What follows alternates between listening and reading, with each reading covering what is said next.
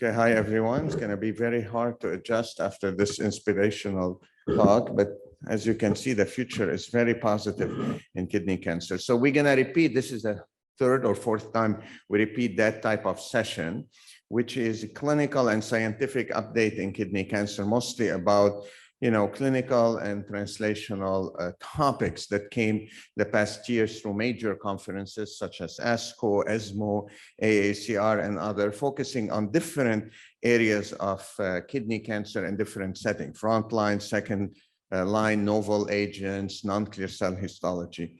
And to kick this off, we have no one better, he made it, than Dr. Tom Powles. Tom is a good friend of all of us, been involved in the majority of pivotal trials, not just in kidney and bladder cancer. And today he's gonna tell us about Frontline, latest and greatest in systemic therapies. Tom? I've got 10 minutes. I'm gonna upset a lot of people. In fact, I'm gonna start by upsetting everyone to give some clarity around the Boston Tea Party. Firstly, it wasn't an argument with the British, it was the East India Company. It was largely exaggerated, number one. Number two, relatively importantly, actually, your taxes now are much higher than they were when you were with us. And number three, only half of you vote anyway. So what was all the fuss about? Anyway, it gets worse, it gets worse, it gets worse. I've got a lot of conflicts of interest. I'm going to start by having a bit of a moan about IMDC classification. It's a fantastic prognostic indicator, good, intermediate, and poor. And it works across broad subgroups of patients, but it doesn't represent accurate biology. And within the biology of the good, the intermediate, and the poorest disease, there will be responses to angiogenic therapy, to immune therapy, and both, and dare I say it, CTLA-4 as well. This is relatively important because if you think you're selecting the biology of the patient for good risk disease, that would be an inaccuracy. The second broad principle I wanted to put to you today is those patients that relapse after nephrectomy have minimal residual disease. It's not some miraculous cancer that comes back. It's all part of the same triangle. And you can see here in light blue, those patients have MRD. They don't yet have visible disease. In medium blue are those patients with good risk disease who relapse.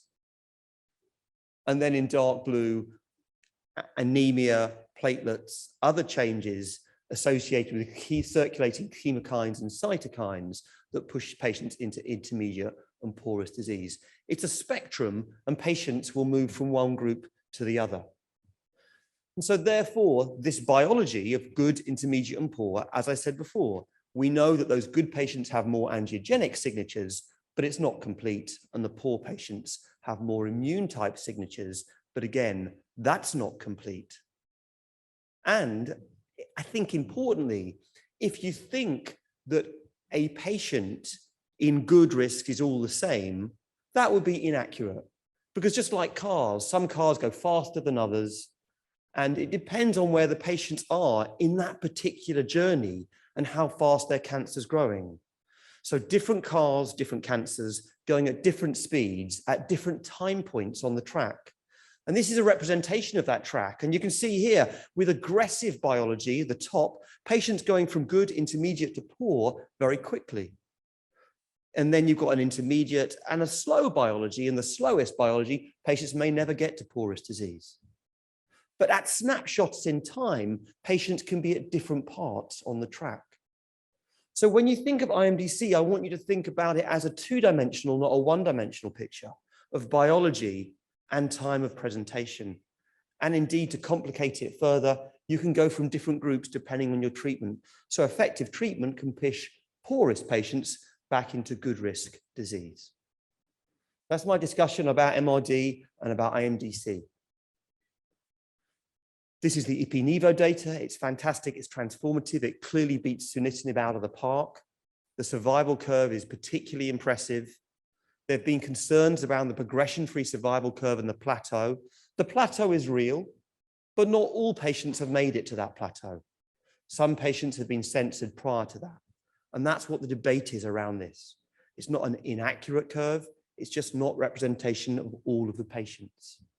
It is impressive that there is a durable remission associated with Ipi-Nivo. People talk about Ipi-Nivo having the best duration of response. but you need to recognize that only 40% of patients respond to ipi/nivo. And so if 75% of those are durable, that would then be 30%. If with VEGF TKI, the response rate is 60%, and it's only 50% of 60%, that would also be 30%. So when you're being told things about duration of response and some of these secondary exploratory or more exploratory endpoints, I think it's very important to put them in context, because we're very liberal about how we throw the conversations around in this debate, which is ongoing. So this is a classic example of comparing oranges and apples, this duration of response issue. On top of that, we know ipi/nivo works really well in frontline metastatic disease, but it's not worked particularly well in the adjuvant setting. This is the overall survival curve. There's a PFS curve as well. And importantly, there's a study out there called 8Y8, which is comparing ipi/nivo with nivo. And that's an important study because we don't yet know, and we haven't defined the exact contribution of ipilimumab. And remember, a lot of the previous trials, axi-pembro, lempen, stop the pembrolizumab after 2 years, and ipilimumab continues.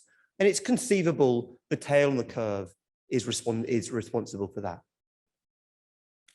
On the other hand, there's been a nivolumab study with IL-2. I'm going to put IL-2 to one side, which will upset a number of people in the audience. But here you can see the curves going together. They don't stay apart. So for those in the audience who think that actually the tail on the curve is associated with ipilimumab, this data helps in that argument. And I think what you can see from what I'm saying today is you can almost pitch your tent wherever you want, and you can make an argument for or against. Let's move to the VEGF TKIs. There are more similarities than differences between these.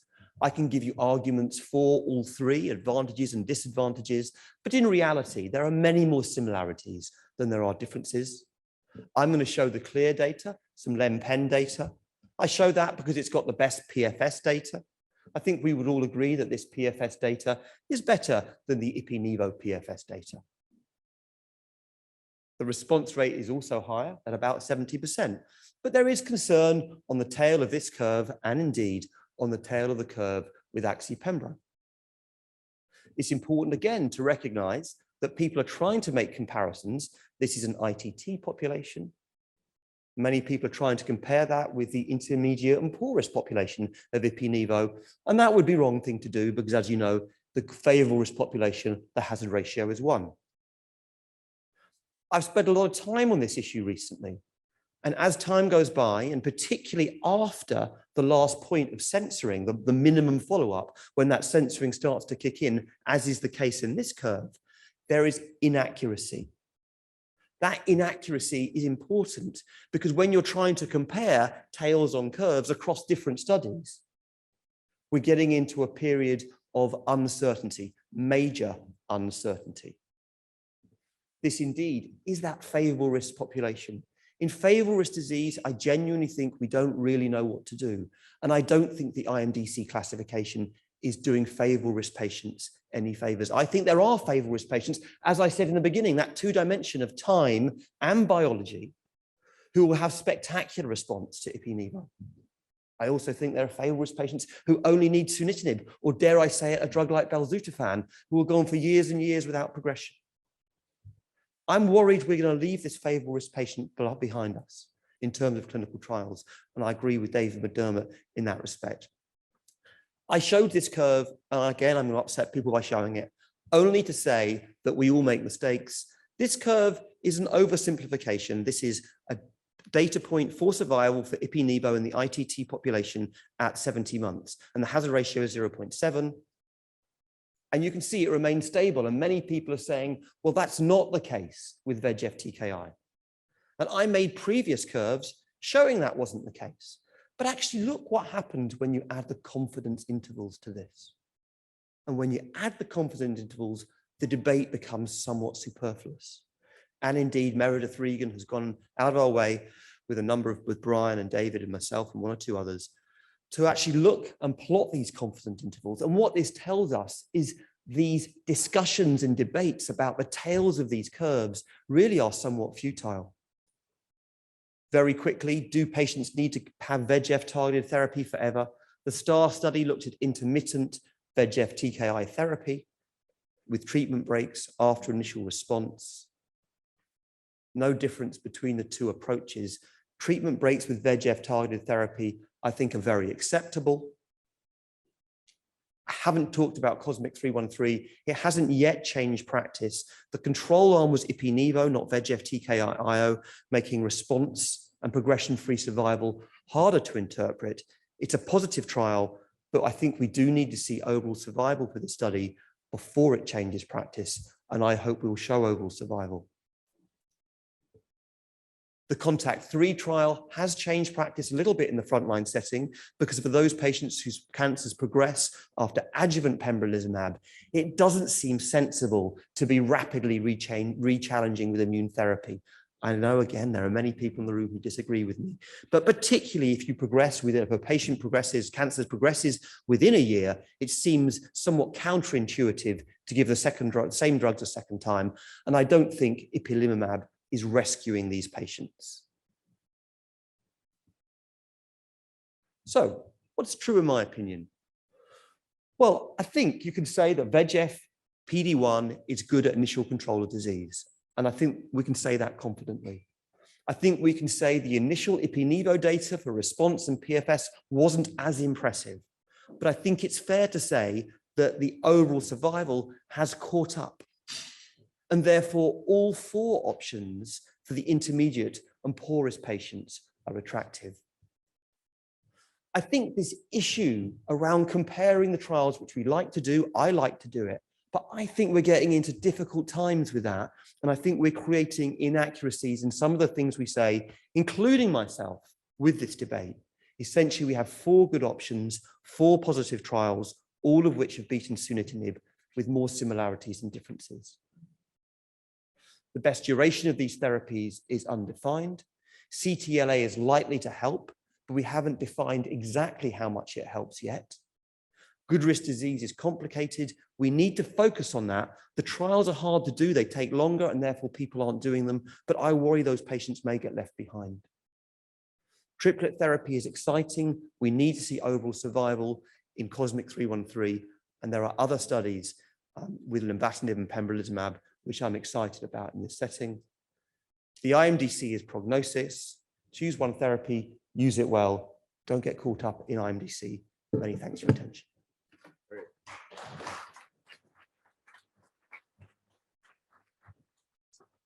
Thank you, Tom.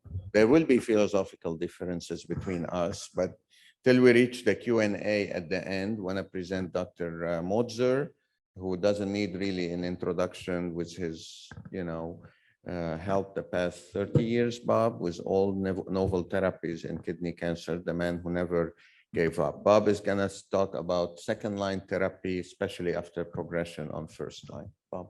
All right. Thanks very much, Tony. So I'm going to give really a brief overview and more of a kind of a thought-provoking presentation for discussion.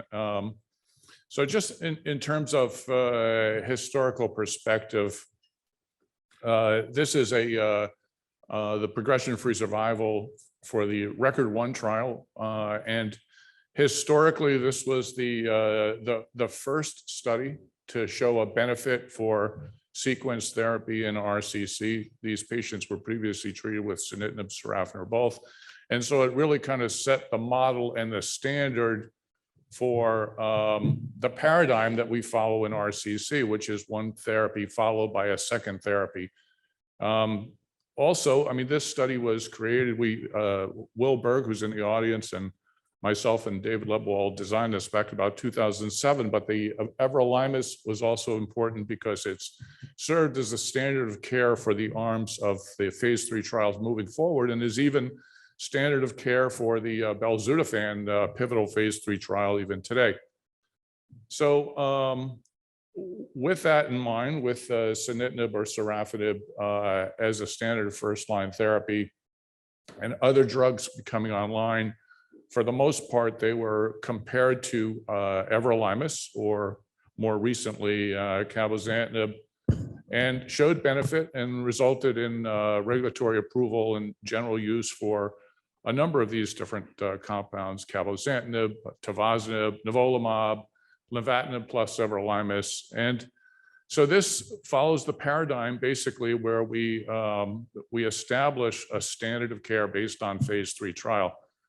Now, the more experience I get with regard to clinical trials, the more important I realize that phase 3 studies really are the definitive study to establish a standard of care, with a recognition of the flaws really for retrospective analysis and phase 2 trials and extrapolating data.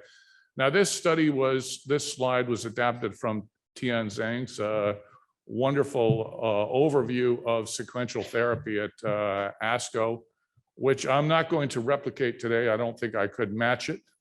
It really was a wonderful overview. And so in terms of the different series of studies and so forth, the phase 2, I ask you to kind of look back at that to get an update in terms of primarily phase 2 data and where we stand today.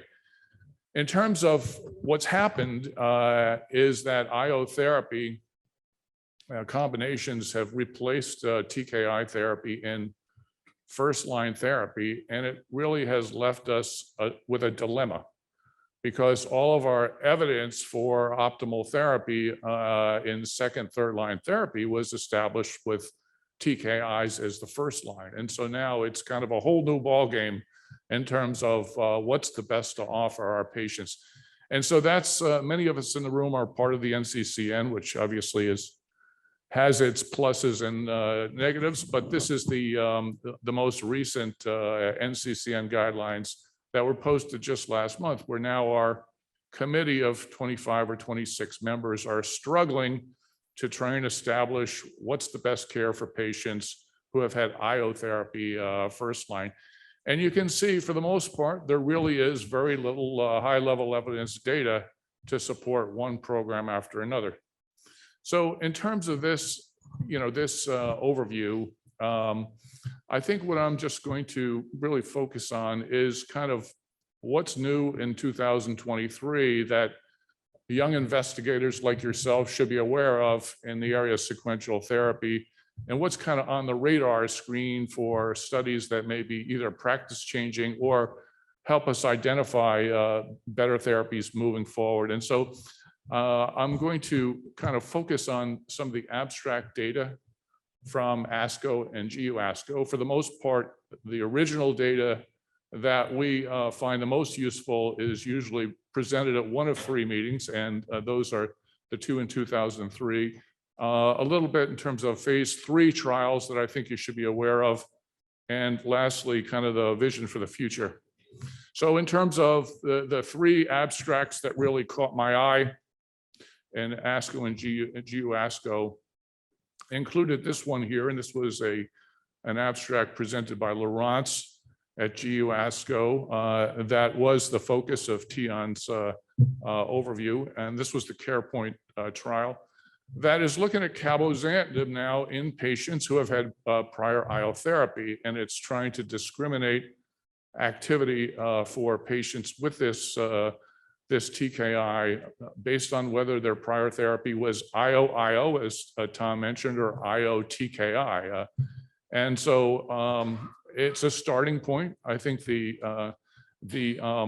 outcome of the trial was that there was activity with cabozantinib, regardless of whether patients had had a TKI-IO before or an IO-IO before. And in the limitations of my time, I won't show, but there was a forest plot that also showed that regardless of how long a patient had been on the prior first-line therapy, they appeared to benefit from cabozantinib, at least with response rate in the trial. So this was an early look at that trial, and I think it helps us really sets the stage for prospective studies in this new era to establish what's the optimal therapy. Now, in my opinion, the trial of the year or the abstract of the year was the CONTACT-3 trial, the large phase 3 study that compared cabozantinib to cabozantinib plus atezo, a PD-L1 inhibitor, in patients who had progressed on IO therapy, as presented by Toni and first authored by Monty in the Lancet as a simultaneous publication. So a couple different things about this study. For one, patients had to go on the trial, I believe, within 6 months of progressing on an IO therapy. And so it kind of answers the question of, is there a benefit for an early switchover? But it really didn't answer the question in terms of, is there a benefit for coming in with IO combination in later line of therapy? And many of us at least have anecdotal experience where patients have had IO therapy in first line, go through a series of other treatments, and then when we treat with a TKI IO in later line, they definitely benefit with response and progression-free survival. So that is one caveat of this trial. In addition, and I think Toni or Monty could comment more, but in terms of the patient population, it looked like patients could go on either first line or second line. For the most part, the first line, the patients who went on a first line had ipi-nivo. There were very few patients who had first line TKI IO combinations. And there was a rather large proportion of patients that fell into the old paradigm where they had a TKI first and then went on to get an IO therapy. So many of the patients just had nivolumab before going on to the study. So I do think it changed the needle a little bit towards patients who would benefit from a TKI and perhaps watered down those that might benefit from an IO. Nevertheless, the results were clear as day, and that is that there wasn't a benefit for this approach of an early switch from IO therapy to TKI plus PD-L1 inhibitor. And again, one of our questions is PD-L1 inhibitors don't appear to be as active in RCC as PD-1 inhibitors, so this has to be considered as well. The other aspect that I found interesting of this is just how well cabozantinib performed as a single agent in this trial, based on the high response rate and the long median progression-free survival. And I think for the most part, many of us now are kind of considering cabozantinib as the de facto control arm to compare other studies to in this particular setting. So those are two. The third that I found of very high interest was also this one that was presented by Laurence as a poster discussion at ASCO. And this was from the Merck-sponsored umbrella trial that looked at lenvatinib plus belzutifan in this trial that really showed promising activity for this particular combination in patients who have been pretreated with IO therapy. So this was an abstract, also an early look, but was really kind of confirmatory, at least in terms of hypothesis generating for the study that Toni and David McDermott led and published in Lancet Oncology with another TKI, cabozantinib plus belzutifan in a similar patient population. Now, I suspect, looking back at what Bill Kaelin mentioned earlier, that lenvatinib is kind of a cleaner TKI than perhaps cabozantinib, and so perhaps the safety profile will be better with lenvatinib belzutifan, but I think either one are very interesting combinations moving forward.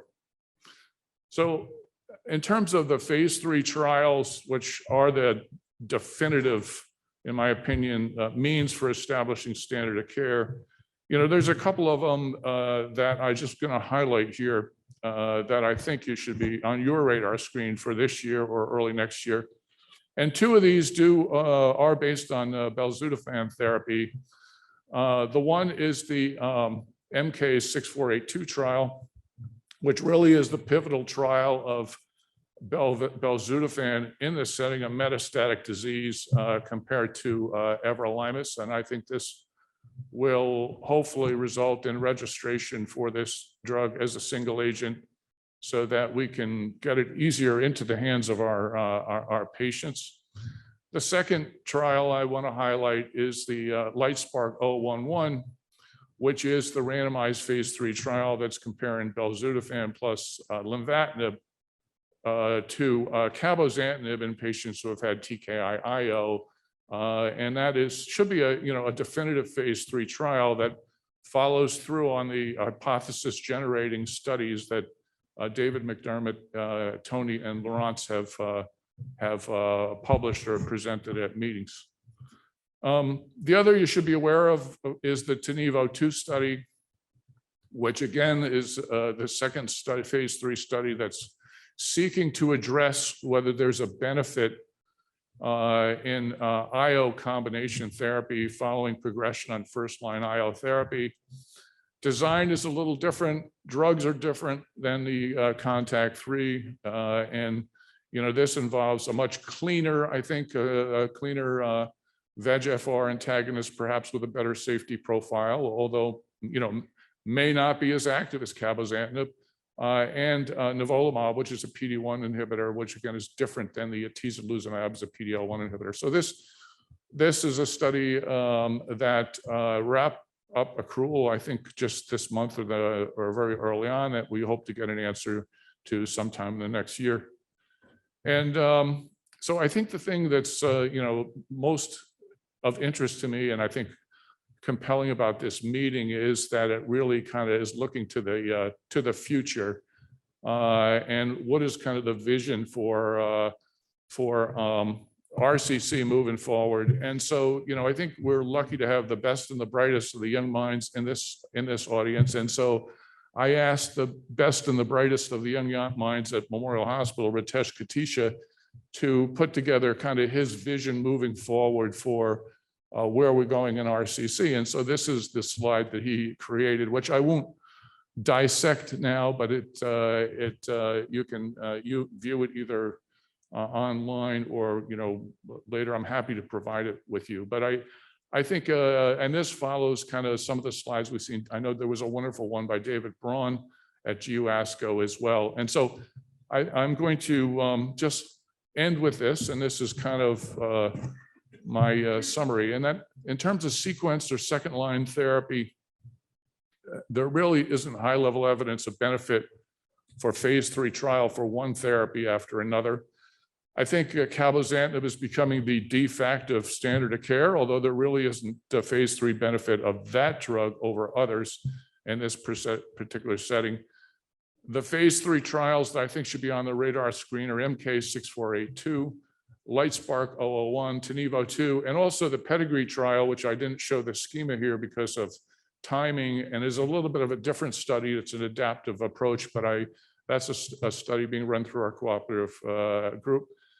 And that really, in terms of the vision for RCC, is really the integration of novel agents and technology to optimize our care. And so I'll stop on that and leave it over here to Toni.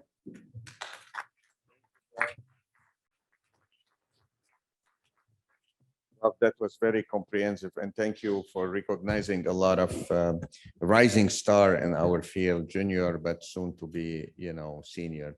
So this is a talk that would not have been possible, I would say, 4 years ago. It wasn't part of anything clinical, but now it's possible and essential. And I want to introduce my good colleague and friend, Brad McGregor, who's going to tackle adjuvant treatment in us. Brad. Okay, well, thank you so much for the opportunity to speak today. And I'm speaking about trials that pretty much everyone in the panel here has led. So I'm going to try to make this interesting and offer some insight as we think about adjuvant therapy and RCC now and beyond. Here are my disclosures. So, as Toni said, adjuvant therapy has been tackled in immunosol for a while, and we started with the TKI because that's what worked in the metastatic setting. And we had multiple trials with TKIs that were done. And ultimately, the results were disappointing with TKIs. And even with everolimus, with most recently reported with Everest, where there was really overall no benefit, although you could look at the highest risk patients and see some benefit. But what really stands out is when you look at all the data is there was inconsistent PFS data with only S-track really showing that benefit and no overall survival benefit with extended follow-up with sunitinib. So ultimately, TKIs weren't readily adapted into practice. But with the advent of immunotherapy, certainly there was this interest that can immunotherapy work in the adjuvant setting, not just immunosuppressive, but other cancers as well. And we've had 4 different trials that have been reported. These were talked about at length, last year. There's been no new data, but obviously we had the KEYNOTE-564, which looked at pembrolizumab, and MOTION-010, looking at atezolizumab. Very similar designs, eligibility criteria, slight differences in the eligibility. And MOTION-010 used M1 NED over a year, KEYNOTE used less than a year. Both used 1 year of immunotherapy. Then we had Checkmate 914, which looked at 6 months of nivo-ipi. The ipi was dosed every 3 months, every 6 weeks to try to minimize some toxicity. And then we had Prosper, which was very different style, cooperative group, perioperative immunotherapy. So I caution saying neoadjuvant because it was 1 dose of nivolumab, and then patients went to surgery quickly and got up to 9 doses of nivolumab afterwards. And what we see here were mixed results with 3 of the trials, atezolizumab, nivo-ipi, and perioperative nivolumab, showing no improvement in disease-free survival. Although there was a striking improvement in disease-free survival with pembrolizumab, we see here with a hazard ratio of 0.63. And what I want to point out is, compared to S-TRAC, where there's really no signal of overall survival, at the initial presentation, we saw the data. This is completely immature. Even that p-value looks really good. This is not statistically significant, but there's a hint that there may be something there. And then with just another 6 months of follow-up, we see that overall survival benefit is still there. And there was actually more events in the placebo arm than the pembrolizumab arm, giving us hope that maybe this is actually going to improve overall survival. But what do we make of these studies? I think when we look at this, it's important, as we heard from at the first talk, looking at the frontline trials, all these cross-trial comparisons, it's tough. The patients are not the same. The eligibility criteria were different. And even when we look at who was enrolled, there was differences. And MOTION-010 allowed some variant histology to be included. Checkmate 914 allowed different tumor sizes. And when we look at who was actually enrolled in the trial, the percentage of sarcomatoid was different. The M1 NED populations were different. So the patients in the trials were not the same. The drugs aren't the same either. I mean, they're all immunotherapies, but if we just look at the activity in the metastatic setting in single agent, I mean, their activity was different. So the drugs, I'm saying, patients aren't the same, and the duration of treatment wasn't the same either. So ultimately, when we look at this, we do have multiple trials, conflicting results, but we have a very positive trial with pembrolizumab. That's where we're at right now. And we look forward to other results. I think Checkmate 914 had a second arm that is looking at the role of 6 months of nivolumab. So we heard results for arm A. We're looking forward to seeing results of arm B, which looks at nivolumab versus nivo-ipi. We have Rampart, which is ongoing, which is the only trial that has overall survival as one of the endpoints, looking at durva or durva tremi. And then the question is, beyond that, if we have a positive trial, can we build upon that positive trial?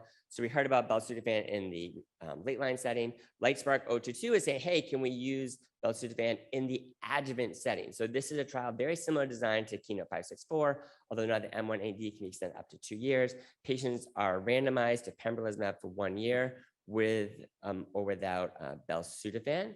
And this trial is enrolled quite rapidly. It's a large trial. And so this is going to answer, can we move belzutifan not from just like late line, but into the adjuvant space overall? And are there other things we can do? So we have a trial in development with the cooperative group, Strike, looking, we've seen this data for IO-TKIs in the frontline setting. Can we use that approach in the adjuvant setting? The thought being, if there is that synergy, a short course of TKI for 6 months with a year pembrolizumab versus pembrolizumab. So this is currently in development. And what we really need to think about, though, is that all these trials, mixed results, ultimately, we need to determine who needs adjuvant therapy. And this is adapted from David Braun, is like the principles of adjuvant therapy, right? How do we think about this? So one is, do patients actually need it? Is there residual disease? How can we identify that? But then once we have that minimum residual disease, what therapy do we choose, right? So is the host capable of responding to therapy? Is a tumor capable of responding to therapy? And these are questions we need to ask ourselves as we look at the trials that have been done, as we try to sort of tease out these differences. And so as we look at Strike, what we do is we're hoping to learn more. So as we look at these trials, as you design this, equally important to design the trial is what can we learn? So we're looking to collect samples to try to develop MRD assays, look at cytokines, we're gonna look at digital pathology, look at radiomics, at diagnosis, to see, is there something we can learn to help us answer these questions? And then now, the last 2 minutes, I'm gonna sort of focus on, well, what can we learn from other diseases? So this idea that we have conflicting results with adjuvant immunotherapy isn't new. We've seen that in bladder cancer, where we had atezolizumab in adjuvant setting, completely negative trial, nivolumab in adjuvant setting met its primary endpoint. And so in that situation where they've already had some sort of signal about who can develop, who needs therapy, they're actually starting to look at MRD, right? And so different approaches with atezolizumab in negative trial, follow-up trial says, okay, we're going to take patients and monitor MRD. Once patients do become positive, we're going to randomize patients to atezolizumab or placebo. On the flip side, we had nivolumab, which is a very positive trial, independent of biomarkers. And so this is what we hope to do in kidney cancer, right? Is okay, we have this positive trial. Maybe patients don't all need it. So if those patients who are MRD negative, we're going to try to randomize to nivolumab or serial monitor MRD, adding nivolumab at conversion. But for those patients MRD positive, we're really worried. Let's randomize patients to nivolumab or nivolumab plus LAG-3. So this idea of intensifying who needs it, de-intensifying where you don't need it. I think this is what we hope to get to in kidney cancer. And then what are the novel approaches we can sort of do in kidney cancer? I think we can look to melanoma for some lessons. So there is some really compelling data from AACR looking at a personalized mRNA vaccine with pembrolizumab versus pembrolizumab alone. There's patients with melanoma. In interest of time, I'm not going to go through all the details. All it, needless to say, is show that it could be done, that over 90% of patients were able to make the vaccine, and that there was a marked difference in disease-free survival. So really, really compelling, just adding this vaccine to pembrolizumab made a difference. And we've already been doing this to an extent with David Braun at Dana-Farber with the Neovax RCC trial, which used a neoantigen peptide vaccine. I've had opportunity to put patients on this trial. It's a very easy sell. Patients are really excited, and we look forward to hearing results from that soon. And then finally, should we be looking at purely adjuvant or maybe beyond perioperative to a neoadjuvant approach? So we saw data from melanoma where, a 3-month period of neoadjuvant nivolumab seemed to markedly improve outcomes.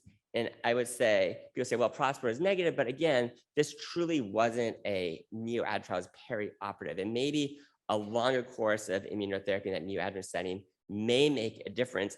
And we've seen from data presented yesterday from Dr. Bex that neoadjuvant IO with TKI is safe. And this is something we could hopefully look to build upon and think about future designs. Not only will we hopefully improve outcomes, we also have a lot to learn because we can look at the biopsy and the nephrectomy specimen. So overall, I would say adjuvant therapy immunocell is certainly evolving. We await overall survival results from KEYNOTE-564, but we're really excited about where we're at right now. But ultimately, we need novel therapeutic approaches, and we really need to figure out who needs therapy and who needs what therapy. And it's only through working together with everyone in this room and doing the science of the trials that have done and will be done that we're going to continue to advance care. With that, I thank you for your attention.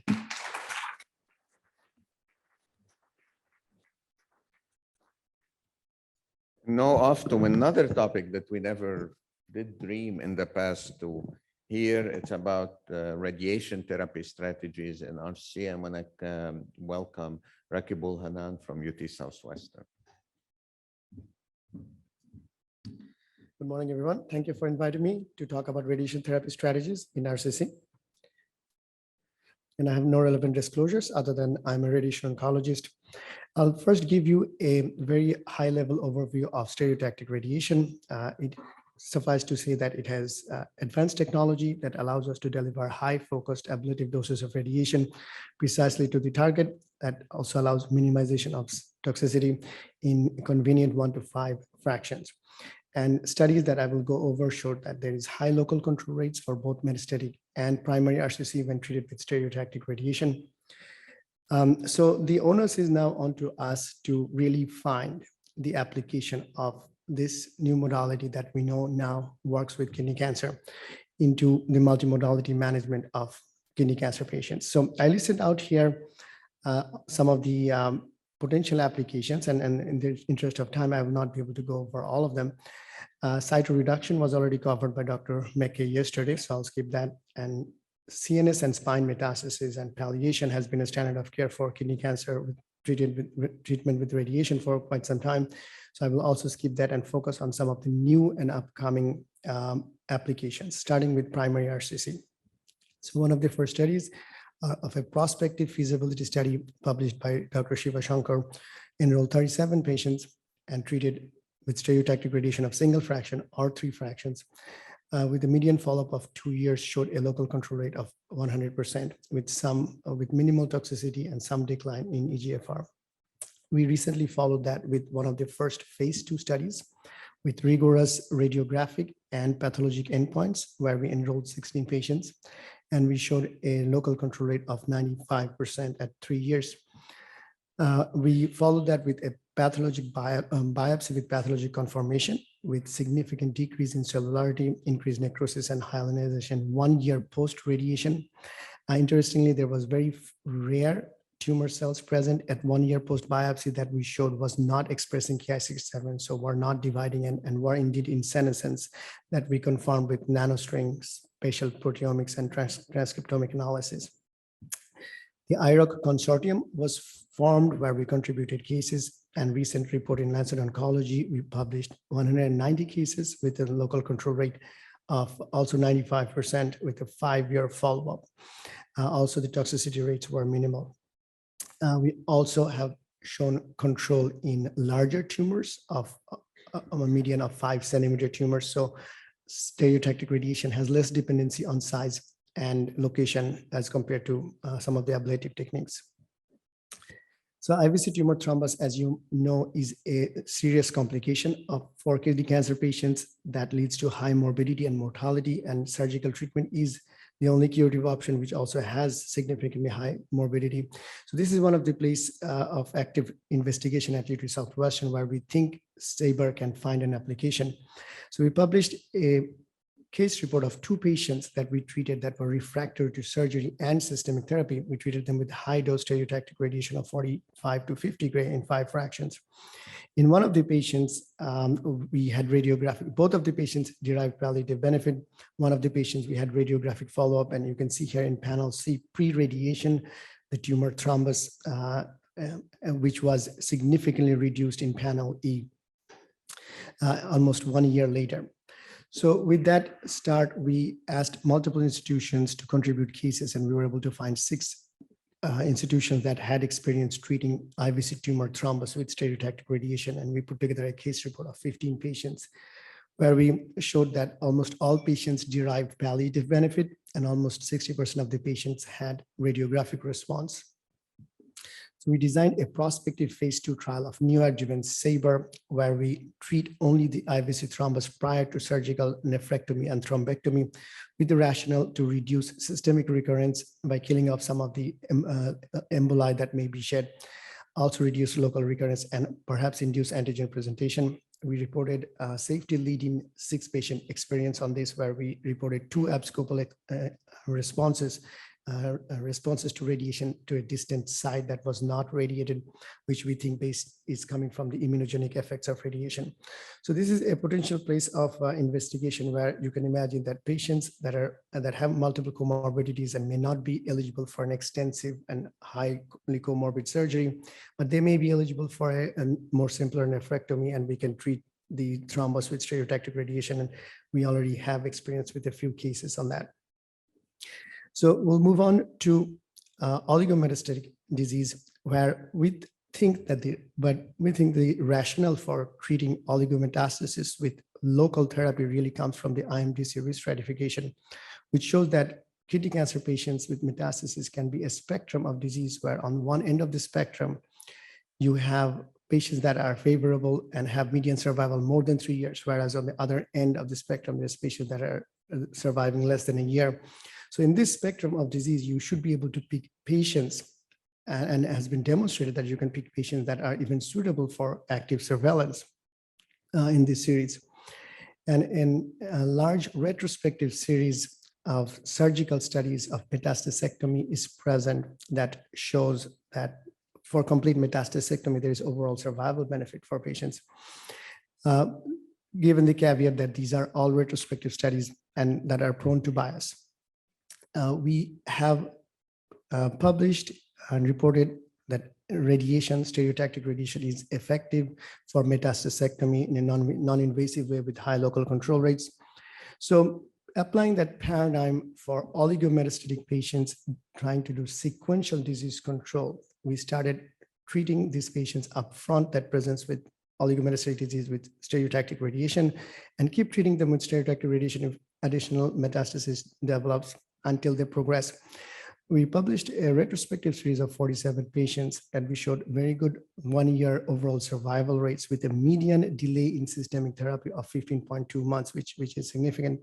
But interestingly, this was in the pre-IO era when the patients did start on the pazopanib and sunitinib.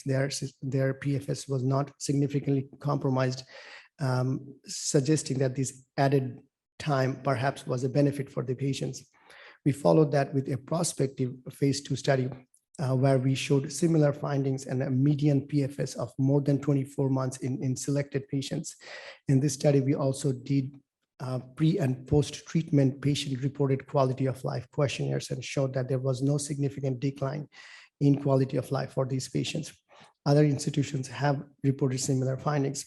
So the issue still remains that by delaying systemic therapy, you are allowing the occult micrometastasis to progress. And by doing that, you may have less efficacy of the systemic therapy when it is started and eventually compromising overall survival. So this really needs a prospective randomized phase 3 trial, which we recently designed with ecogacrin, and it's about to open next month. Here, our hypothesis is that for patients with 2 to 5 sites of metastasis, delaying systemic therapy will not be inferior for overall survival for the patients by upfront controlling with stereotactic radiation and sequential stereotactic radiation.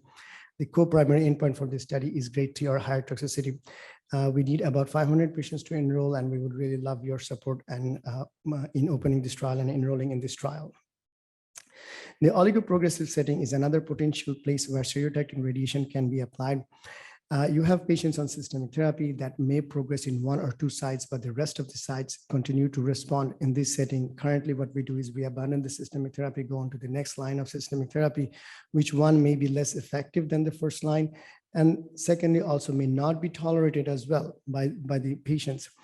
And this branched pattern of mutation that has been talked about and published about kidney cancer suggests that it is possible that 1 or 2 sites become resistant by developing additional mutations, whereas the rest of the sites continue to progress.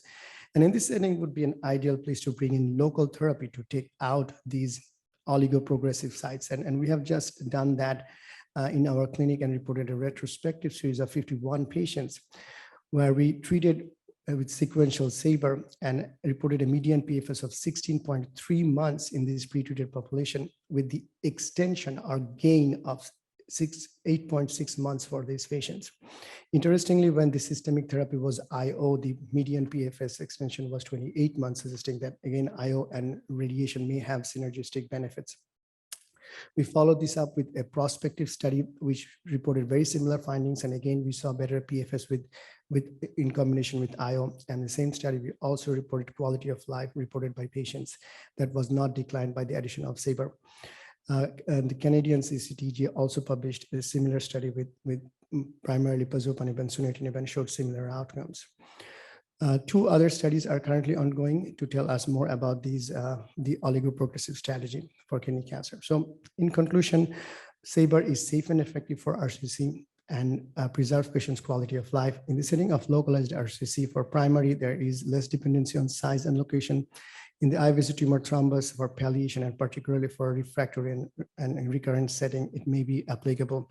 Cytoreduction with IO is currently under investigation. In the metastatic setting, for oligometastatic disease, very carefully picked patients can do very well with sequential SABR, and prospective phase 3 data is pending. And for oligoprogressive setting, it could be another exciting place, particularly in the setting of IO, where SABR can be brought in to extend the PFS of systemic therapy.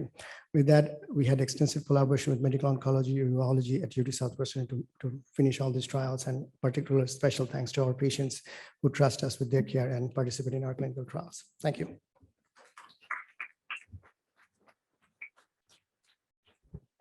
And now Dr. Lee talk about non-clear cell RCC, with him leading two trial, the Cabo-Nivo and the Pembrolizumab, or co-leading. Come on.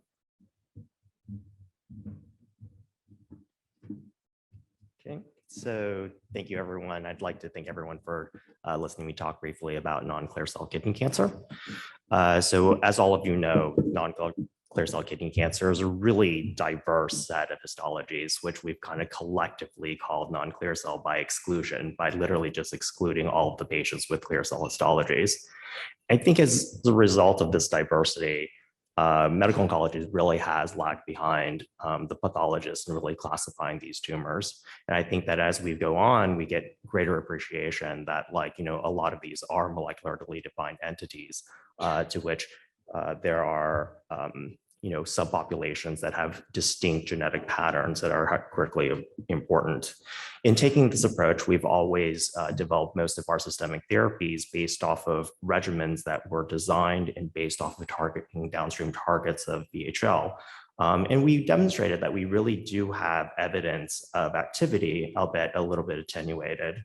And based off of these historic morphologic classifications, we have noted that, you know, there are enrichments of like certain genomic features that have correlated with these morphologic features, including c-MET amplification, FH loss. And now that we really understand from the pathologist that these are distinct molecular entities, hopefully we're going to start developing further systemic therapies that are better targeted to the underlying biology. So when thinking about the first generation TKIs, you know, the outcomes were quite poor. But with the development of more novel TKIs, you know, for the next generation, we've noticed improvements in these outcomes, you know, based off of the PAPMED trial that like Monty led. You know, they tested a very, you know, straightforward hypothesis. Like, if we already know that papillary morphologies are going to be enriched for MET amplification, can we use a VEGF targeted therapy that has anti-MET activity and improve upon patient outcomes? And in that randomized trial, they answered yes. Like, if you pair a VEGF targeted therapy with MET activity, then this improves the outcome for the overall population that's enriched for MET amplification. So with the development of various IO-based approaches for clear cell RCC, we kind of have these follow-up studies looking at the non-clear cell space, where, you know, we certainly demonstrated with pembrolizumab monotherapy that we had an objective response rate of about 25%. However, looking at other IO-based combinations like atezo-bev and then durvalumab, we really only saw relatively modest levels of activity. So one of the trials that was designed and launched was looking at the combination of cabozantinib in combination with nivolumab in non-clear cell RCC. So again, understanding whether or not using a next generation TKI with an immune checkpoint inhibitor can improve our outcomes for our non-clear cell patients. I think that probably the novelty that we thought of in this protocol was really trying to separate out some of the populations. Knowing that chromophobe tended to be a little bit more immune excluded, two separate cohorts were designed, one isolating the chromophobe patients and the other looking at patients with either papillary, unclassified, or translocation RCC. To that effect, at least with the initial data analysis, the translocation, papillary, and unclassified cohort demonstrated an objective response rate of 48%, whereas in the chromophobe cohort, no objective responses were really seen. So kind of with more extended follow-up, the combination of cabo plus nivo demonstrated slightly higher objective response rate at the later data cut of about 50%. And that really seemed to be fairly similar, whether or not it was in the first or the second line. And also, across the various three histologies that we really looked at. However, these numbers are incredibly small, so it's really hard to draw any conclusions from these individual cohorts. Kind of looking at everything in aggregate of a 40-person study, The combination really demonstrated a median PFS of about 13 months and a 12-month PFS rate, 51%. And then at a 24-month landmark, we still had about 23% of patients still remaining progression-free. Kind of one of the very interesting things that kind of came about is when we looked at some of the, genomic aspects of things. Certainly not definitive in any sort of way, but at least hypothesis generating. So we really saw is that, for patients with NF2 mutations or FH mutations, there are very high levels of response rates. However, for people with SETD2 mutations, we really didn't see that many objective responses. Certainly these are things that, may reflect some sort of underlying biology that remains to be worked out. We certainly don't want to make too many conclusions based off of this very small sample size, but it is worth thinking about whether or not there are actually genomic contributors to whether we respond to various TKIs. So recently, there was also a study that was done looking at the combination of lenvatinib plus pembrolizumab in patients with non-clear cell kidney cancer. The trial really looked at the efficacy of what was considered investigator-confirmed non-clear cell kidney cancer. All patients were treatment naive, and a total of 158 patients were treated. So really one of the largest non-clear cell trials looking at a TKI-IO combination. The primary endpoint of this study was, objective response rate by blinded independent radiographic review. In this study, they demonstrated an objective response rate about 49% with a disease control rate of 82%, with 6% of patients achieving a CR in that setting. Kind of looking across all histologies, there were certainly activity across all histologies. And even within the chromophobe population, with an objective response rate of about 28%. More looking at the duration, like the study also demonstrated a median progression-free survival of close to 18 months and a 12-month PFS rate of 63% and a 12-month overall survival rate of 82%. Of course, the medians there have not yet been reached for overall survival. So another critically important study that was recently presented was Brad's study, Cabo-Ipi-Nivo, which really evaluated a triplet in this type of setting for variant histologies. And like the Cabo-Nivo study that was talked about earlier, it allowed patients for at least one prior systemic therapy with a primary endpoint of looking at the objective response rate, with key secondary endpoints looking at PFS, OS, and also safety. Here, they demonstrated an objective response rate of 18% and a primary progression rate of 23%. It really is worth pointing out, though, that the follow-up time for the study is relatively short, with only about 10.4 months worth of median follow-up. So we really have to think about the data sort of in that context. I think all of us would agree. Very few of us have added IPI for the purpose of the upfront response. And so I think that the value of IPI may not be fully appreciated based off of this data cut. So to those ends, like if we look at, the waterfall plot, you can see that, there's actually 14 patients that still remain on study who are progression-free, many of which actually only have stable disease. So I think it's going to be really important for us to find out after the fact, like, what happens to those patients. The triplet therapy also demonstrated a median progression-free survival of approximately 12 months. So it'll be very interesting to see how those curves shake out, like as we follow up for longer. Kind of with all the heterogeneity that we see within non-clear cell, it really heartens me to see that we finally now have, support and randomized clinical trials. And, I think as a community, this is something that's critically important for us to, try to move forward on. I think these comparisons will really give us a good idea of how systemic therapy should be done in this type of space, especially with venetoclax combinations. These include comparisons of Ipi-Nivo to sunitinib with Sunny Forecast, savolitinib plus Durva, also against sunitinib in patients with MET-driven RCC in the SAMITA trial, and also understanding the role of adding atezolizumab to cabozantinib in the PATMET-2 trial, and also the development of a novel TKI, zanzalintinib or XL092, either as a doublet or a triplet in Stellar-2, and then looking at this in a randomized fashion in combination with nivolumab versus sunitinib in the Stellar 304 program.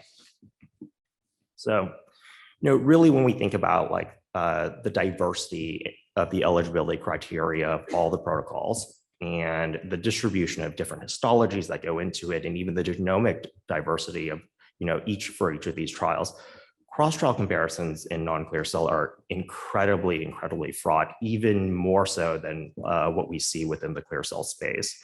But I do think that it is safe to say, like, that, clear cell regimens like do have activity within non-clear cell. However, what I think that we're really lacking are non-clear cell specific regimens. I think that that's a space that really does need to be further developed.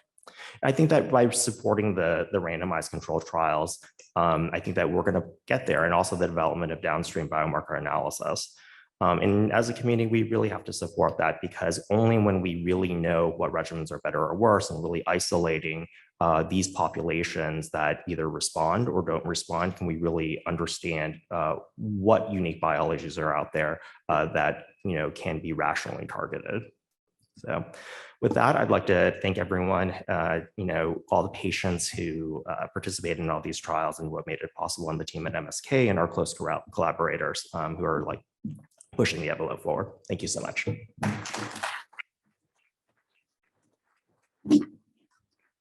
Thank you, Joe. Now, two exciting talk. What's coming in terms of new targets? Well, again, room for hope in RCC. We're going to start by the non-immunotherapy traditional target with non-traditional, non-immunotherapy target with Dr. McKay. Thank you so much, Tony, for that introduction. And really excited to kind of give this talk, because I think it really actually provides an opportunity to go through over the last year or so, through all the various meetings, what's been hot on the press in RCC. So these are my disclosures, and kind of looking at this through the lens of non-IO sparing therapies. There's several different strategies that we have for continuing to target the tumor, continuing to drive away around, targeting angiogenesis and the, vasculature within the tumor microenvironment, looking at strategies for direct cell killing, where we are targeting a protein on the cell surface and delivering a payload, or leveraging the concept of synthetic lethality. So we'll talk about some strategies to do that, and then thinking about other targets. So this will be a breakdown. So first we'll start with the anti-angiogenic agents and what's sort of up and coming. We'll talk about the direct tumor cell killing, and then highlight some other targets. And I think really what to showcase is we really need more drugs, and we really need more targets.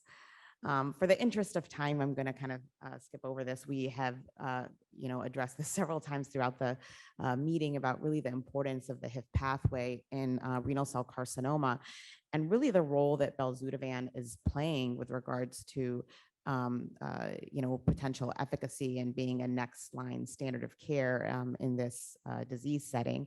We've seen data from the LightSpark study, the phase 1 that was presented, of 55 patients. This was a heavily pretreated patient population.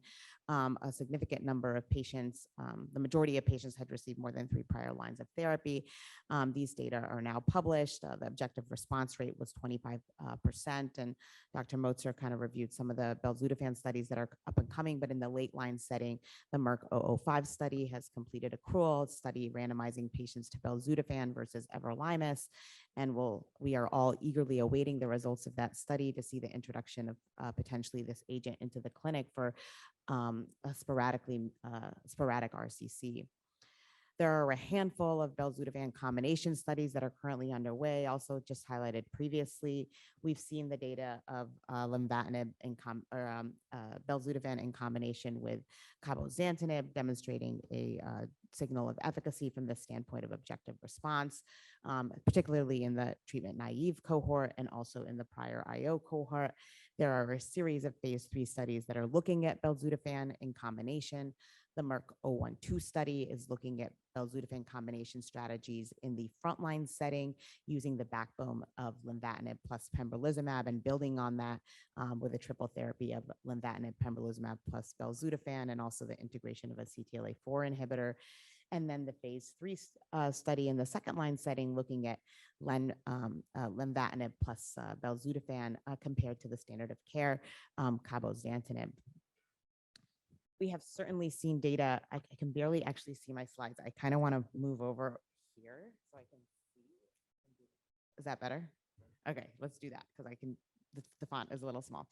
So I want to highlight the ARO HIF2 study, and I know this was kind of addressed a little bit earlier today during Dr. Kalin's talk, and the concept of targeting HIF in different mechanisms, not just through small molecule inhibitors, but actually through directly targeting, the silencing the RNA, if you will. So ARO HIF2 is a double-stranded DNA interference trigger designed to silence HIF2 alpha expression.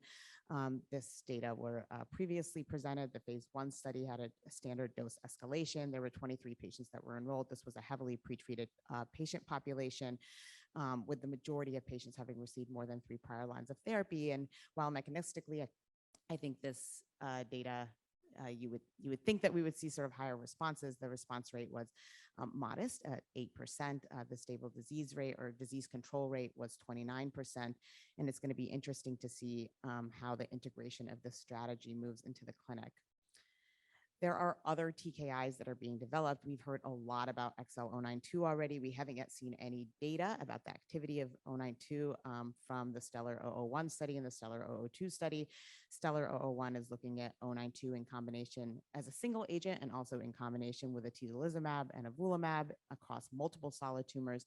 Stellar 002 is looking at this drug in combination with nivolumab. Subbing out actually relatlimab in that context there. So it does have a similar target profile to cabozantinib, targeting VEGF, also targeting c-Met, has a shorter half-life and PK properties that are suitable for once daily dosing. So the pharmacokinetic profile of this drug is a little bit different. I don't think we really mechanistically understand the differences between this agent and cabozantinib, and hopefully further studies will begin to tease that out. So shifting gears, we kind of talked about continuing to target the VEGF pathway and angiogenesis. We're going to kind of shift gears now and talk about direct tumor cell killing, leveraging drugs that deliver a specific payload with the intention of cell kill or leverage the concept of synthetic lethality. DS6000A is a cadherin-6 directed ADC that has 3 components. Cadherin-6 is involved in cell cycle adhesion and that EMT transition. It's overexpressed in RCC. Certainly preclinical data have demonstrated its anti-tumor activity. The payload here is a topo-2 isomerase inhibitor. And I think we've heard some discussion yesterday from Tom and others that, what is the right payload for RCC? What is the right agent that's actually going to result in a cell kill for a specific tumor? These were data that were presented at ASCO last year, looking at this combination predominantly in a cohort of patients with RCC and ovarian cancer. You can see there's about 6 patients that are enrolled in the study that had RCC. There was 1 response that was seen in the RCC patients. And so I think we need to better understand the role of antibody drug conjugates and integrating them in as a novel therapy for renal cell carcinoma. I think I mentioned this slide more so as highlighting where we are with ADCs. This is not the first time that we're exploring ADCs. AGS16C3 is an ADC that targets ENPP3, which is expressed in in the majority of clear cell RCCs. 94% of RCCs express it. It's a hydrolase that metabolizes extracellular nucleotides. It seems to have a role in mast cell and basophil response during inflammation. So, what is the significance of that in RCC pathogenesis? I think is an important thing, but nonetheless, it's a way to identify a target protein and rather deliver a payload into a cell. And here the payload is MMAF. And again, what is mechanistically special about MMAF that it is going to induce cell kill in an RCC cell? The results from this study were somewhat underwhelming. The PFS was 2.9 months with this agent. Objective response rate was 7.5%. And so I think we still have a lot to learn about ADCs. I think they're very provocative and certainly have demonstrated a lot of activity across multiple other tumors with a lot of excitement around ADCs.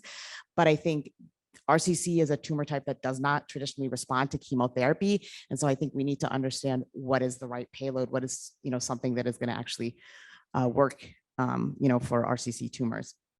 There's other payloads that can actually be administered.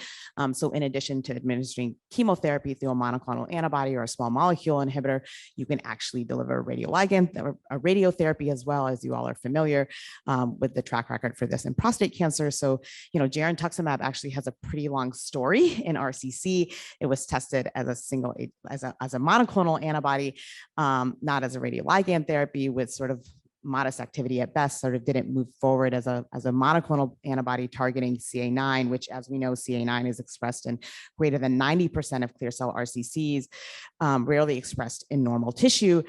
And so the next step here is, well, we've taken that monoclonal antibody, we've taken girentuximab, and we've attached a radioligand to it, lutetium-177, which is a beta emitting radiotherapy, and are actually trying to leverage that in the context of cell kill. So here we're actually leveraging a payload of radiation or a form of, a beta particle for disease kill. And I wonder if the radioligands are going to have, not say a little bit more efficacy, but mechanistically, it's not chemotherapy, it's radioligand that doesn't really matter what is the almost like what is the biology of the tumor cell. And there are other radioligands that are being developed for other solid tumors, particularly prostate cancer, and others that are leveraging, alpha particles. We certainly have the trial with radium-223. And so I think this is certainly an interesting concept and an interesting strategy in renal cell carcinoma. So the Starlight 1 trial that was presented by Eric yesterday, which is in the frontline setting of Nivo, Cabo, plus the addition of girentuximab. And then we've got Starlight 2, which is in the second line setting in IO pretreated patients of nivolumab plus girentuximab. So I think these are going to be critically important studies. And as we know, we've heard data from the Zircon study get presented. That is was a large phase 3 study with the corresponding imaging agent, and there's potentially an opportunity to leverage that with regards to selection strategies for this agent. And then not to kind of continue, we've heard the story about the CDK4/6 inhibition in the context of renal cell carcinoma from yesterday and from Dr. Kalin, and CDK4/6 are canonically involved in cell cycle checkpoint control. They're certainly dysregulated in RCC. We've heard about the opportunity to leverage synthetic lethality between CDK4/6 inhibition and VHL loss. And this study is currently being conducted, through the Dana-Farber, and there's the Merck study that was presented yesterday, leveraging palbociclib with a VEGF targeting agent and immunotherapy.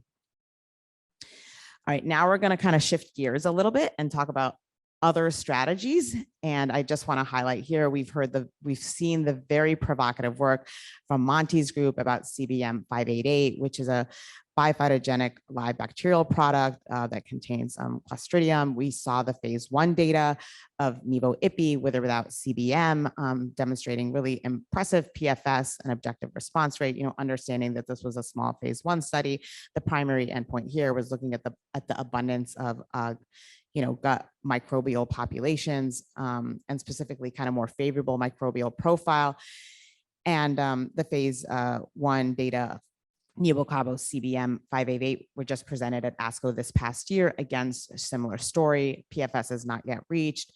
Objective response rates were higher. So I think this is certainly something that warrants for further exploration, and really commend Monty and his group for taking a big dive here and looking at kind of a novel therapeutic strategy in renal cell carcinoma. The next study that I'll highlight, or the next agent that I'll highlight, is Badarexcept. And this is basically a recombinant fusion protein that is a decoy for the AXL receptor. Katie Beckerman has been leading this, and we saw data from the phase 1b that were presented at ASCO this past year, demonstrating objective response rates of 42%. The recommended phase 2 dosing was at 15 milligrams per kilogram, and the response rates there were 50%.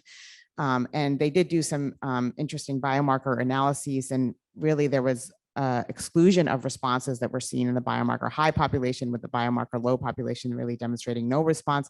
Granted, these sample sizes are small, but just a comment there. And then the last agent that I'll highlight is TPST 1120. And this is an interesting agent that inhibits PAR A. It's a transcription factor that regulates fatty acid oxidation. And interestingly, in this study, there was about 6 patients that were treated with renal cell carcinoma, 1 deep response, 1 actual PR, and then a little bit of stable disease. So I think this is something to look out for. So I'll wrap it up with the fact that there's a lot of novel therapies that are being investigated. Targeting angiogenesis continues to be pretty important in renal cell carcinoma. And, you know, there's a lot of also novel drug delivery mechanisms that are being explored as well. But we need more drugs and we need more targets.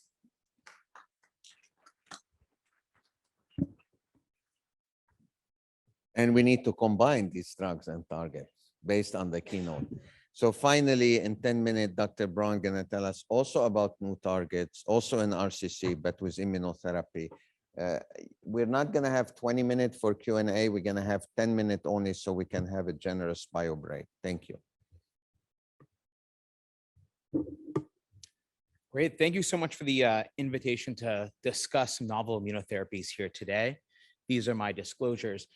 Now, I think the case for immunotherapies is actually slightly different from what we've heard about targeted therapies. I think we've heard a lot about objective response rates and hazard ratios and how hazard ratios change over time. And I think that's important and meaningful for our patients. But I think a change happened in 2015 that's sort of worth acknowledging. I was a first-year fellow. I was actually rotating the clinics with Toni and Rana and others. And this paper came out, which was 10-year follow-up of ipilimumab from Dirk Schaddendorf. It's from melanoma. And this is different from changing the hazard ratio, right? This is not just responses, but these are durable responses. These are actual cures for a metastatic solid tumor. And so I think it's worth acknowledging the qualitative change that can happen with immune therapy, that it's not just about the hazard ratio, not just about the response rate, but actually trying to get to that cure fraction for patients with advanced disease. And this is melanoma, but I think it's not impossible in kidney cancer. And we've seen this. This is a different type of data. This is duration of response data from Nivo plus Ipi from the Checkmate 214 trial. And what we saw is the majority of patients who initially responded, 3, 4, 5, it's now 6 years later, the majority are still responding. And so a tail of the curve, long-term responses, even cures, really is possible. And so I'm not going to go today to try to predict every immunotherapy that's going to be effective. I think I try to heed the wisdom of Yogi Berra that making predictions is hard, especially about the future. So what instead I'm going to do is try to give some general frameworks for thinking about immunotherapy and some highlights of things I think are exciting in terms of different areas of research and different people who are doing research.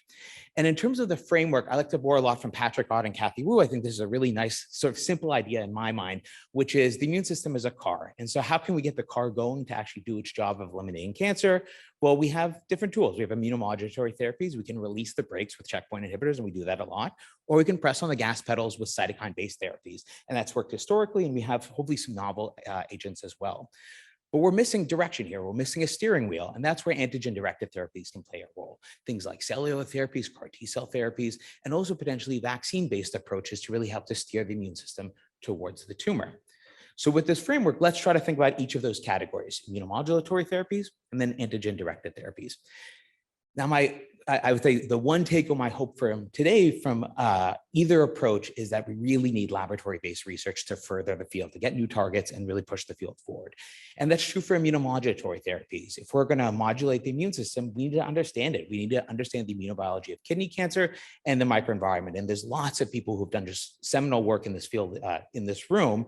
We've tried to make some contributions as well using single cell-based approaches to understand how the microenvironment of kidney cancer changes over time.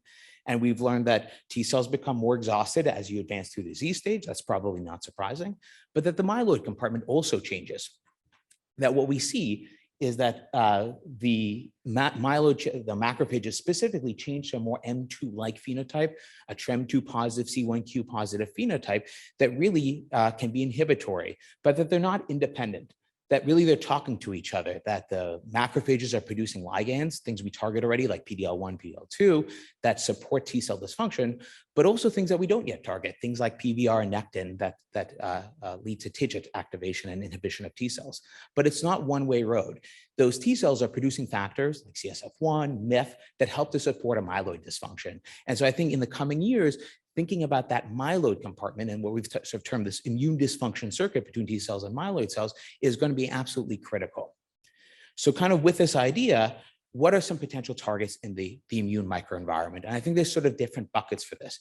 There's T cell and myeloid inhibitory checkpoints, and we've seen some excellent work, recent work from Kathleen Mahoney and Gordon Freeman on HHLA2 on the T cell side, some exciting things with ILT2/4 inhibition, TREM2 inhibition on the myeloid side, and I think those are things to watch out for. I think the immunomodulatory pathways are also going to be really important. We saw some really important work from Katie Beckerman, and she's been really leading a lot of these efforts in RCC to understand the metabolic drivers of immune dysfunction. I think cytokine therapy still plays a really, really important role. Historically, that's what's worked, and I hope that's what continues to work. And we're going to hear later today from David Schoenfeld from Yale, some interesting work on some novel cytokine approaches, and I think those are areas to watch as well. So that's immunomodulatory therapies. What about antigen-directed therapies? And for me, the way I sort of think about it is along a couple of axes. What are you targeting? Is it something on the surface, something like a CAR T cell could target? Or is it something intracellular that then gets processed and presented in an HLA-restricted fashion? And then how do you make it? Does it have to be personalized, or could this be off the shelf? And so if we have those axes in mind, we can begin to fill in these quadrants. Classic CAR T cells that target things on the surface, allogeneic CAR T cells or antibody-based approaches, whether those are ADCs or radionuclide conjugates. And then on the HLA-restricted side, things like conventional TIL therapy, but also approaches like neoantigen vaccination. And then finally, hopefully looking for some shared targets as well. And we'll hear a little bit from Chin-Chin Jiang later, who's been working on ERVs in Bill Kalin's lab. So just briefly to touch on a few of these recent developments and things for the future, allogeneic CAR T cells have clearly emerged as an area of excitement in kidney cancer. These are off the shelf, so there's someone else's T cells that are engineered to target something on the surface, and right now that target is CD70. They've been engineered in a way to basically hide from the native immune system in some way, and also to eliminate the potential that they're going to attack the native immune system. And what we're starting to see both in the Cobalt RCC study and the Traverse study is there's actually responses in solid tumors. This is not the end of the road. This is the beginning. This is a proof of concept that you can get solid tumor responses to CAR T cell based therapies in this disease. Our approach has been different, which is really to target HLA-restricted antigens, predominantly in the adjuvant setting. So this was a personalized neoantigen vaccine study that we ran together with Toni and many others at Dana-Farber. And this was the idea that we took high-risk patients, so stage 3 or stage 4 disease, but fully resected. We sequenced their tumors, we find individual mutations and design a custom vaccine for them delivered as peptides with some immune adjuvants. Now, kidney cancer is not melanoma. There's not a million mutations. And so are we able to do this? And the short answer is yes, we're able to successfully manufacture a vaccine for every single patient, targeting both single nucleotide variants, indels, and for a lot of patients, actually their driver mutations as well, like VHL or PBRM1 or KDM5C. In all patients, this vaccine was immunogenic. So we measure that by taking their T cells and stimulating them with the vaccine peptides, measuring interferon gamma responses. And this is different from pancreatic cancer, really exciting data, but only half of patients had an immunologic response. Here, all 9 patients in the study were able to generate immunologic responses. And critically, it's not just responses to the vaccine, it's responses to tumor. So we could take those T cells specific to the vaccine, add them back to the patient's own tumor, and measure whether they were reactive or not to the tumor. Were we generating anti-tumor immunity? And it wasn't all patients, but for the majority of patients, we were able to generate anti-tumor immunity with this vaccine. So with those different areas, I just want to sum up with how do we move forward? What's a way to get new immunologic targets? And again, I think that's back to the lab. The rational design of immunotherapy approaches will require a knowledge of RCC immunobiology. It's a different tumor than melanoma and non-small cell lung cancer. And the cancer immunity cycle is important, but tailoring this towards RCC is going to be important. And I think critically, we have to learn from our patients. That means the exciting work that's being done in clinical trials. We have to take those samples, be able to learn from it, study in the lab, understand immunologic mechanisms, and use that to iterate and generate the next generation of trials. So to briefly summarize, I think immunotherapies really can lead to durable responses in RCC. I think immunomodulatory approaches to target different compartments lymphoid compartments and myeloid, antigen-directed therapies, I think, on the cusp, and look out for those in the coming years. And we need more lab-based science to really push this forward. And I think ultimately we should keep our eye on the ball, which is improvements in hazard ratios are really important and provide meaningful benefits for our patients, but the goal should be cure. And that's what we hopefully can get to as a community. So with that, many people to thank. I'd like to thank members of my lab, some of whom are here, and they're way smarter than me. So hopefully you get a chance to chat with some of them, collaborators, mentors, the Yale team, and most important, patients and their families. Thank you so much.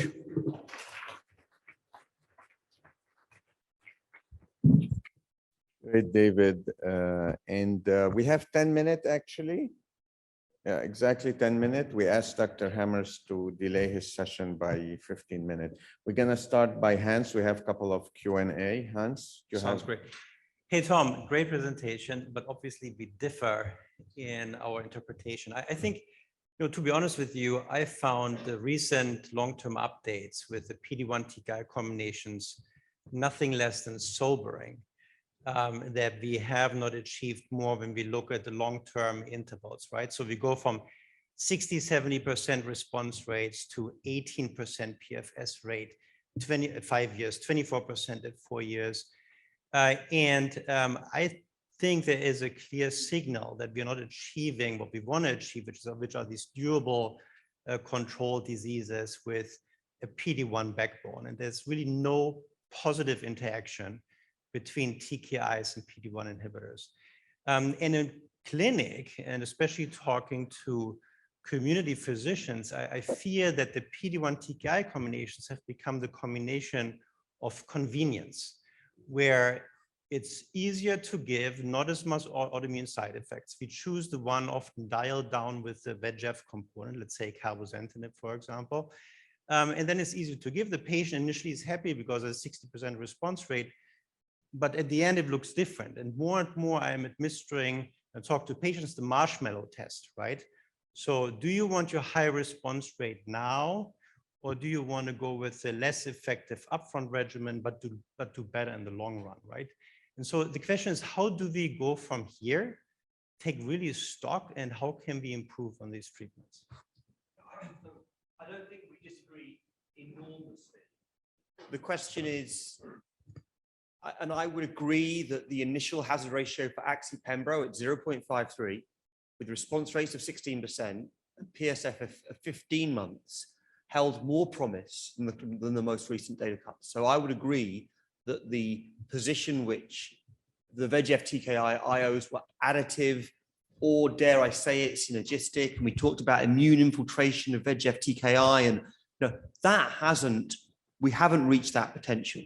And the question is, can we confidently say that Ipi/Nivo is now long-term better? I'm not sure we're there. So I'm not bought into those interpretations of those tails of the curve saying this approach is better than that approach. I'm very happy to say that Ipi/Nivo's caught back up and they're now on par with each other. But I'm not bought into that concept that Ipi/Nivo is now better. Now, is Ipi/Nivo as good at initial control of disease? No, it's not. I think the Tom Hudson, Mike Atkins debate at ASCO was being widely discussed. And I think both of them had important points. I think Tom's point was that there are patients with Ipi/Nivo who grow through the disease, and that's problematic. And I agree with that. I agree with Mike's point that the synergy that was discussed between VEGF TKI and IO hasn't bore fruition in the shape of those curves. So I think the debate has become really nuanced. One of the things that I think is really important is we continue to have the debate. I think that the key, though, is in the community, as you've said, they're not going to see the subtleties of these debates.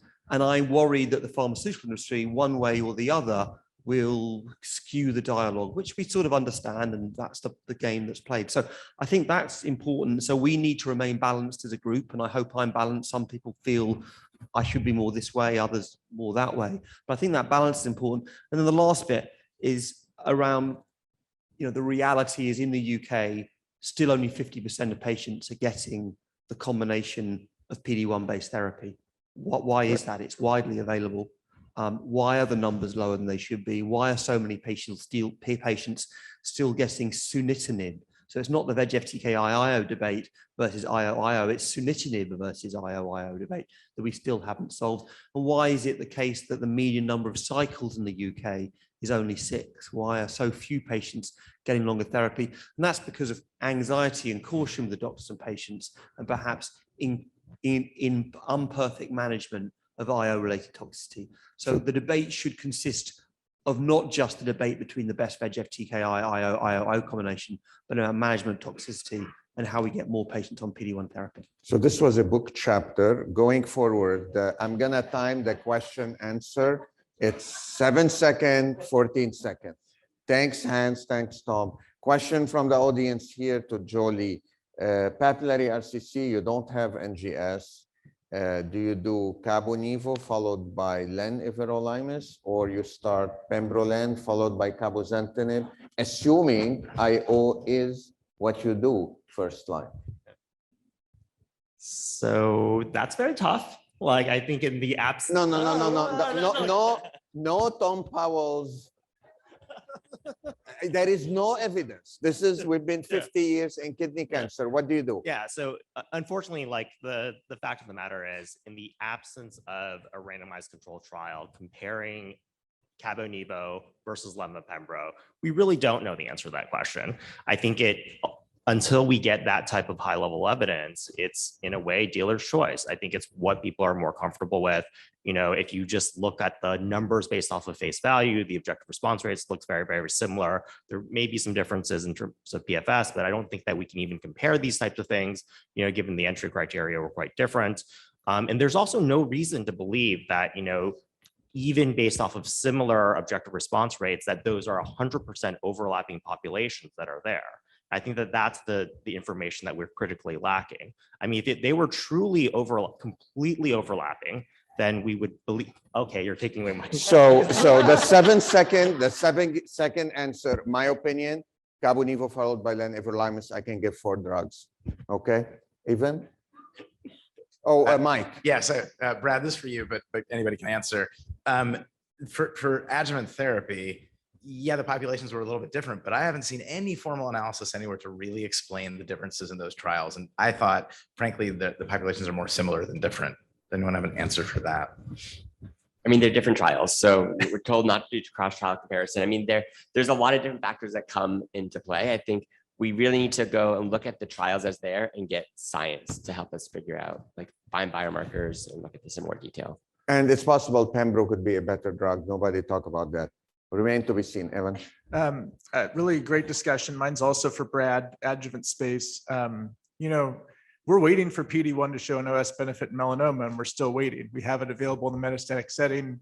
There are long-term responders. David summarized that nicely. You know, and we had a clear signal across different drugs of PFS in melanoma in the adjuvant setting. What can we expect? How do you interpret this? What are you looking for?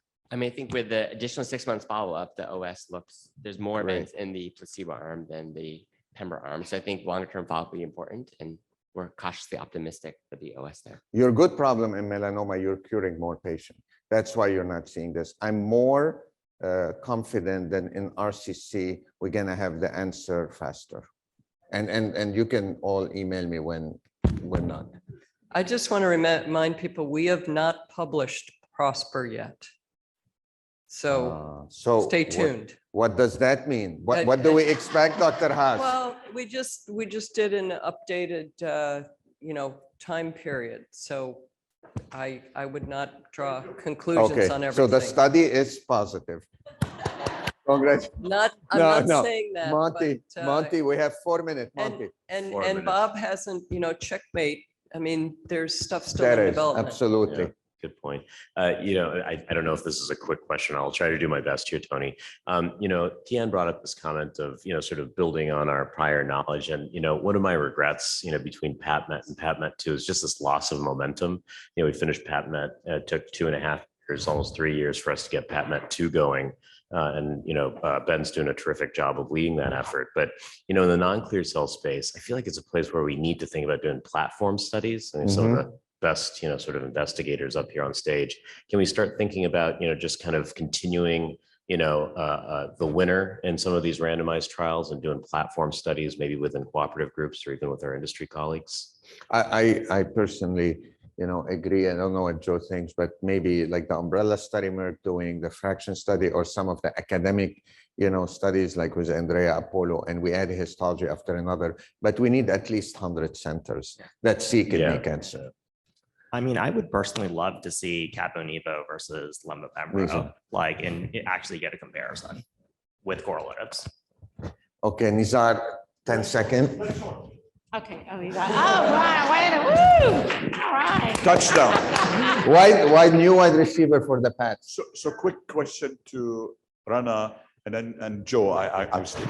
So if we believe XL92 is a better drug than its father, Cabo, why don't we have a trial comparing the two? Because otherwise, a lot of people would say when Cabo becomes off patent, it'll be generic, it'll be cheaper. And if, I'm going to use Nivo XL92 and it's expensive, I will use, and insurance may say you should use Cabo Nivo.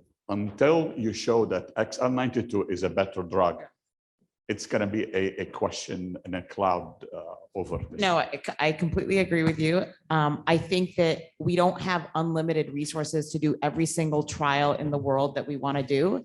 And I would probably ask the field, is that a question worth answering right now? Or do we want to look at answering different questions? And that's not necessarily a decision that I make or the panelists make, but I think there's probably other important questions that we need to answer with the unendless resources that we have. The other thing, dose matters, and with combination, we've seen Cabo, especially with Nivo, the 40 milligram is optimal with 60. Is 092 going to give us that edge and perhaps increase the dose, play better with the dose?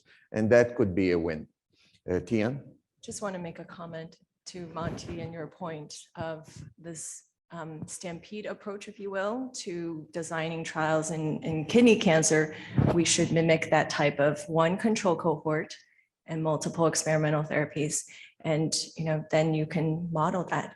But Toni, for the cooperative group settings, we do have more than 100 sites open for Pedigree. And so we should be leveraging all of those sites that are enrolling to Pedigree to think about the next good kidney cancer trials. And patient can go now, from one trial to another, especially if they meet first line. Laurence, wow, not bad. Okay. No, but speaking with regard to platform trials and cooperative effort, we just got funding in Europe through EU Commission for a huge platform trial in Frontline in clear cell RCC.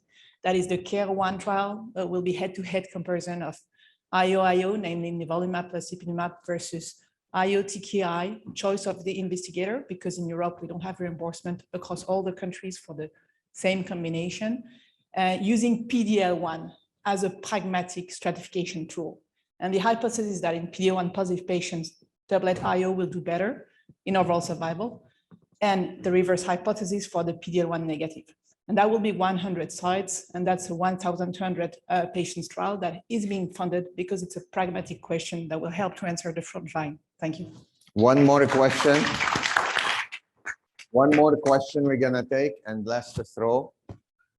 Who's gonna take the last question before the break? And get my throw. Don't make it two. Let me see. The best, no. The highlight of the meeting is this football. Absolutely. One last question. I think we're fine, Lorna, here. One last question, or we take a break. Okay, Yusuf. This is Iowa. No. That's okay. So I think question to the panelists: if you were to design the best clinical trial in the world for the first line setting, what would be that design? Then they're all gonna answer. Can I ask maybe David Braun and Bob Motzer, since they have not answered? I think that's great. Yes. Okay, David, start. So I have no idea is the short answer. I think the thing I would emphasize is piling on immune therapies and cytoreducing. I think those are the things that will get us to, again, a tail of the curve that's elevated, not just better hazard ratios. Bob. Yes, I mean, I'd say we're a little bit of a conundrum in terms of what's the best study moving forward.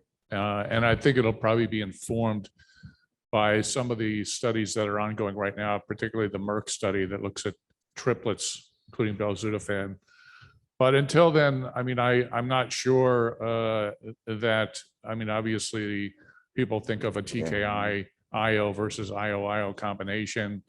But I'm not really sure that there's a study that right now that I can come up with that's going to, kind of really change the field, and that's feasible. Okay.